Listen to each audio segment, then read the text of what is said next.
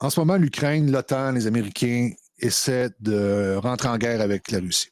Ça ne fonctionne pas. Ils ont eu une rencontre Poutine-Biden hier, mercredi. Et puis, dans le fond, les Américains et l'OTAN ont menacé ont menacé Poutine de tout et de rien. Là. Je veux dire, ils ont dit qu'elle allait leur couper les fonds. Parce que les Russes ont quand même déployé jusqu'à 160 000 hommes sur les frontières ukrainiennes.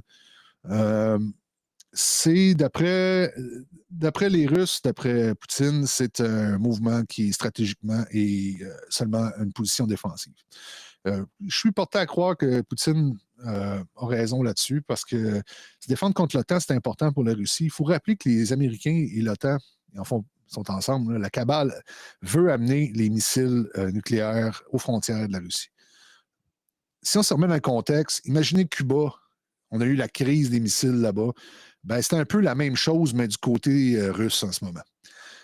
Les Américains ne toléreraient pas 2 minutes que les Russes s'installent avec des missiles nucléaires au Canada, mais ils sont en train d'essayer de convaincre le monde que les Russes, c'est les méchants et qu'ils vont envahir l'Ukraine. Mais la raison principale du problème, c'est que l'OTAN est en train de s'installer en Ukraine. Et l'OTAN, là, c'est pas des enfants de cœur, en passant. Là. Et ils en ont fait des dégâts à travers l'histoire, puis ils n'ont pas fini. Là. Mais enfin, c'est ça leur objectif. Je pense que Poutine est un fin négociateur, mais en bout de ligne, il est la cible de l'OTAN. Il y a des raisons à ça. Biden l'a averti, là, on dit là, ça va être des sanctions, puis on va avoir un support militaire, puis si vous envahissez, il va arriver ci, il va arriver ça.